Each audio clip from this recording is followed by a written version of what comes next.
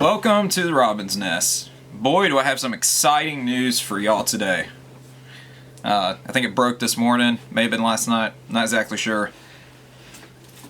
But I'm fired up about it. Stratasys has been named as the official 3D printer service or partner of NASCAR. Come on. That's pretty awesome. Actually, no, I'm kidding. Who gives a shit? Welcome to winter. Because this is the extent of the news. Maybe every once in a while something crazy will happen as far as motorsports goes, but that's it. 3D printer service of NASCAR. Who cares? Like, who cares? It's not even a footnote. I mean, it's just stupid. There is some actual legitimate news that's come out today, though. I don't know if anyone's seen it. First of all, if you like these videos, leave a comment. Any feedback is appreciated. If you enjoy it, let me know about it. Like, subscribe, turn on notifications so you don't miss any of our other stuff too. So, anyway, let's get into it.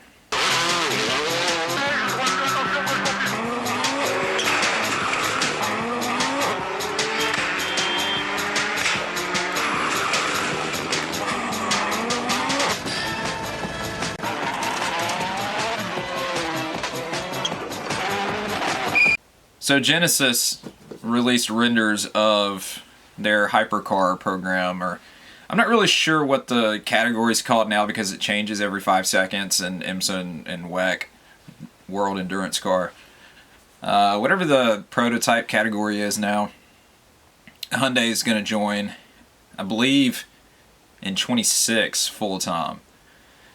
And Hyundai is going to use their Genesis brand, their sports car brand, which is, or their luxury brand, which is basically the same thing as Renault using Alpine, GM using Cadillac with the Formula One program and with their sports car program and stuff. So it's the same company.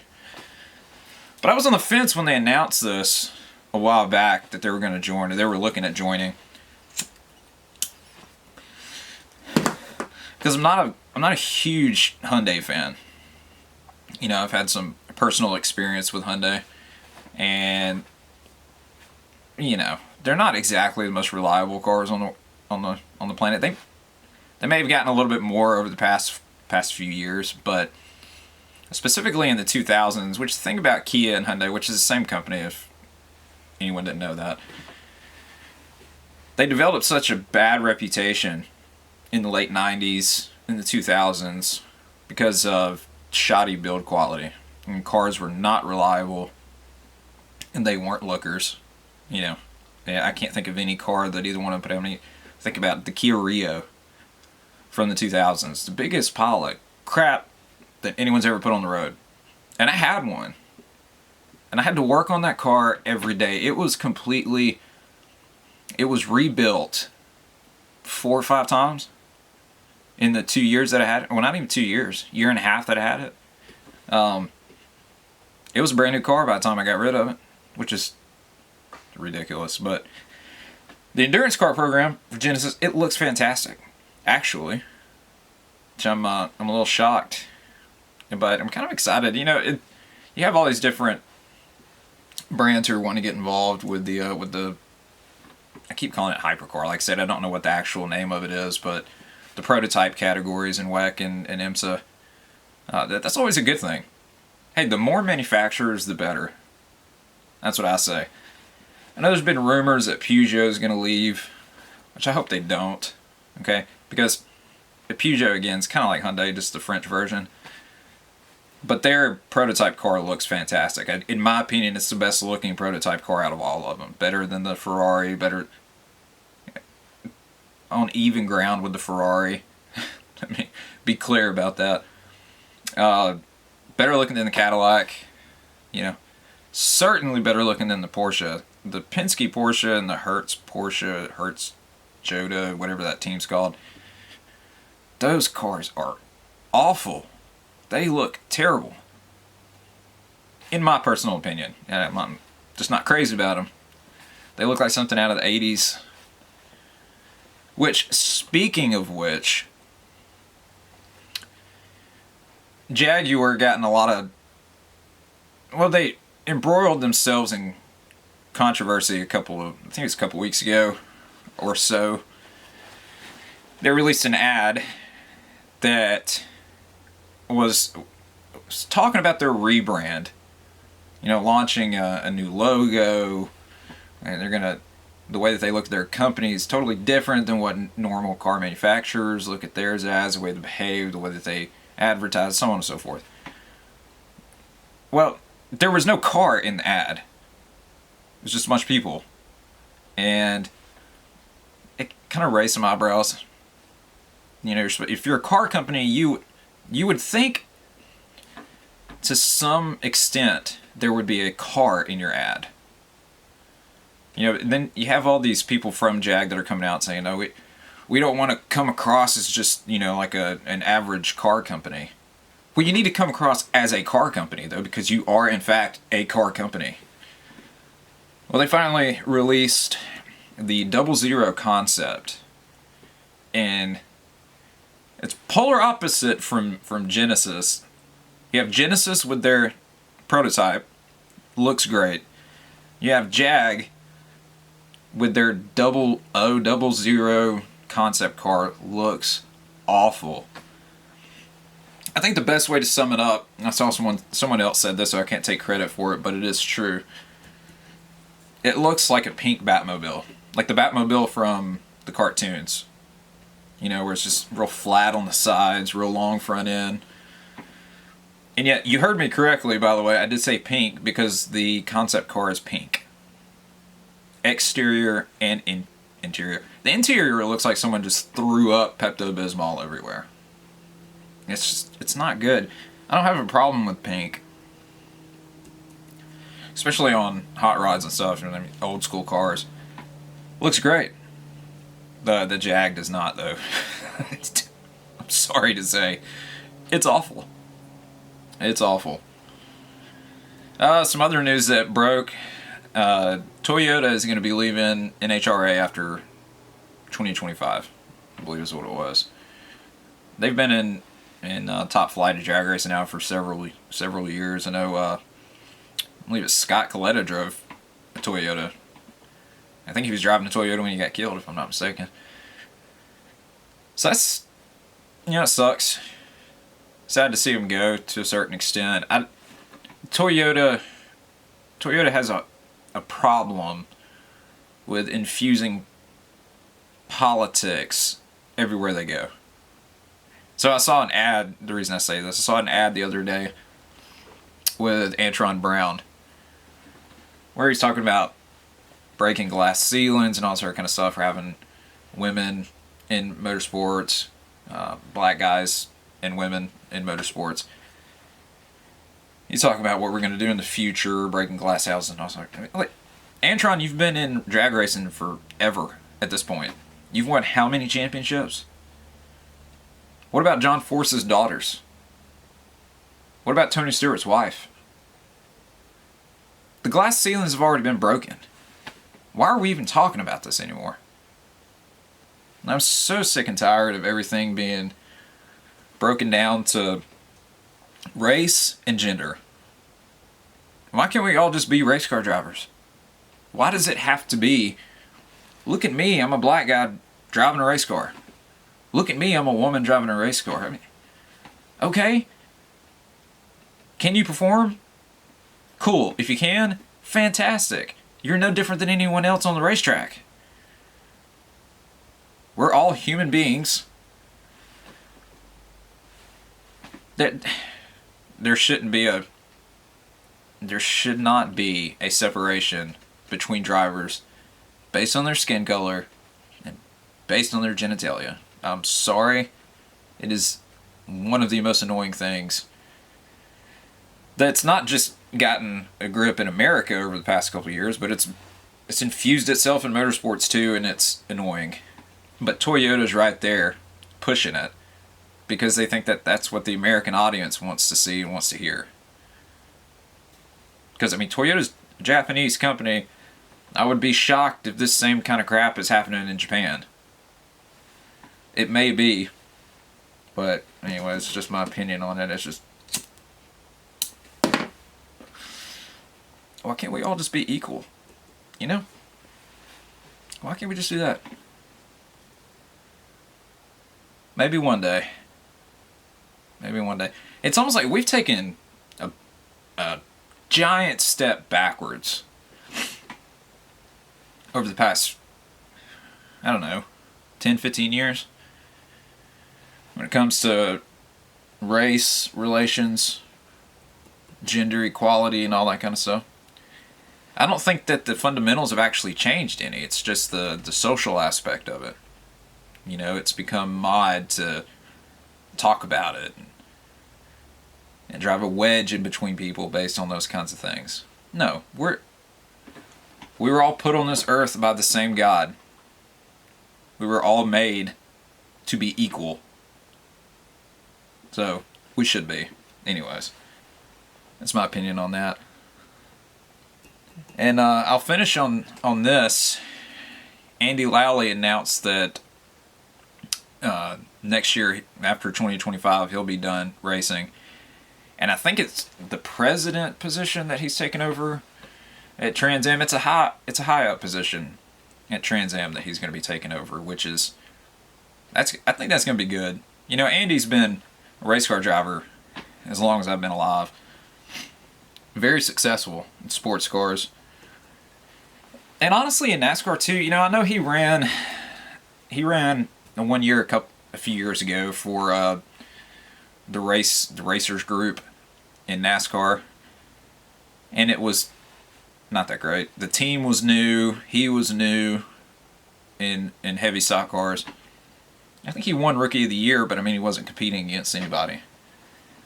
But if you watch him when he shows up to a road course, it doesn't matter what he's driving. He gets way more out of the equipment than he should.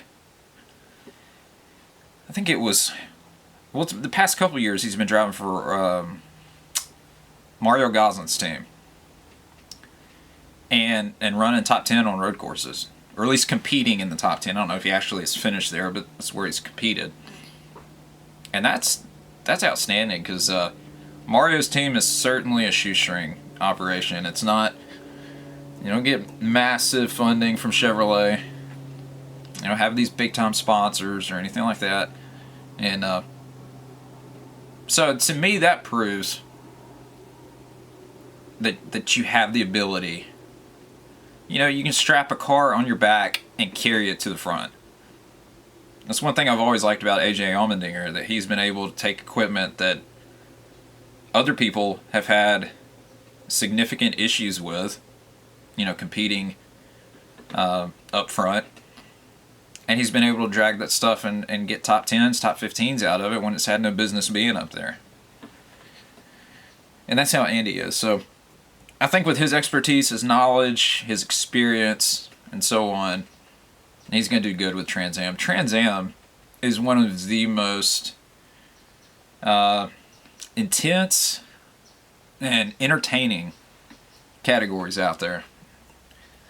Some of the races are kind of boring, but overall, you know, as a unit, it's pretty good. I like it. I can sit down and watch Trans Am all day. You know, last year, every time Paul Menard showed up, he whipped everybody. But it was still fun to watch, even with that happening. Wally Dallenbach came back. I noticed that all sounded the same, but Wally is back in Trans Am. How badass is that, man? Wally is a legend, in my opinion. And not even for what he's done on the racetrack. I think if you go back and you listen to old NASCAR coverage, that Alan Bestwick, Wally Dallenbach, and BP, that was a legendary setup. Those guys were awesome. You know, I love listening to Alan and Wally take shots at each other, you know. And then they'd pick on BP because BP's older, a little slower, you know, not quick to pick up on some of the inside jokes and things like that. I love it. I can go back and listen to that and get just as much enjoyment out of listening to stuff from 25 years ago than listening to anything that's on nowadays. Across any form of motorsport. It's good stuff. By the way, BP is my cousin. I don't know if you knew that or not. Fun fact. So is Phil. So is Stefan. Distant, but cousins nonetheless. Pretty cool. But also, since we're time traveling here and talking about some old school stuff, I want to give a shout out to Bobby Pierce. For those who don't know, he's a dirt track racer. I think late models mostly, but there were several years when the Truck Series first started going to Eldora, that Bobby would show up in Mike Mittler's, I think it was a Chevrolet. Yeah, it was a Chevrolet. And absolutely whip everybody. He should have won like the first 2 years that they ran Eldora. It may not have been the first year. Anyways, whenever he ran, he should have won twice. And to do that in one of Mike's trucks was so impressive. And it's absolutely criminal. I mean, genuinely criminal that Bobby was not picked up by a big team. That goes back to something I was talking about a few days ago, which is, you know, the landscape of driver development and getting rides and stuff has changed significantly since, I don't know, since I was a kid, 20, 25 years ago, 30 years ago. Used to, you could get a ride based on merit. Now, it's mostly dependent on what kind of funding you can bring. And it's a shame because you have guys like Bobby who could be the next Jimmy Johnson. I believe. Running late models rather than making it to the big show, which is just blows my mind, man. Now, he took a Mike Mittler Chevrolet. Okay, this is the same team, by the way, that had never had a top 5 before Bobby drove one of their trucks. And he finished, I think, second or third or something in one of Mike's trucks. And I mean, he come out there and he whipped everybody. And his inexperience got the best of him. But, if I was a team owner, I would have taken the hit and I would have hired him immediately. Because if it pays off, it pays off. I know there's a lot to lose, but there's also a lot that could be gained. Just my opinion. Anyways, like I said, if you found this interesting, like, subscribe, leave a comment, turn on notifications so you don't miss anything that we post. If you're interested in auto parts, die-casts, t-shirts, hats, anything automotive related, check out our website. The link's going to be in the description. And I think, actually, we have 2 stores. Okay, we have our automotive store, and then we have what I call a junk store, but my wife calls it our Robin's Nest Retro, I think is what the actual name of it is. We sell all kinds of different stuff. I mean, clothes, old toys and things like that, and collectibles, lamps. And I think I'm going to take both the stores and put them together on our website. A, it'll keep me from having to run 2 websites, but B, we'd have basically a one-stop shop for auto parts, and then you'll have sweaters, and then you'll have die-cast cars, but then you'll have lampshades. You know what I mean? I think that'd be a little bit easier than trying to run 2 at the same time. Just put it all together. We'll be like the new Kmart. It'd be pretty sweet. One more quick fact, by the way, speaking of Kmart, I just reminded myself. Anyone who watches Supercars is familiar with Greg Murphy. He's the one who did the Lap of the Gods back in the 2000s. I can't remember what year it was, where he went around Bathurst and smashed the lap record there. Well, he's going to be reunited with his Kmart Commodore. If I'm not mistaken, the same one that he did the lap of the gods in. Next year at one of the festivals that they're having, I don't remember exactly which one, but that's going to be pretty sick. Now, I hope he's not been off the saddle for too long, where he can go back out there and wring that car's neck and get some lap time out of it. That'd be pretty sick, in my personal opinion. Anyways, that's going to do it for today. Thanks for watching. As always, I appreciate it, and we'll see you next time. Peace.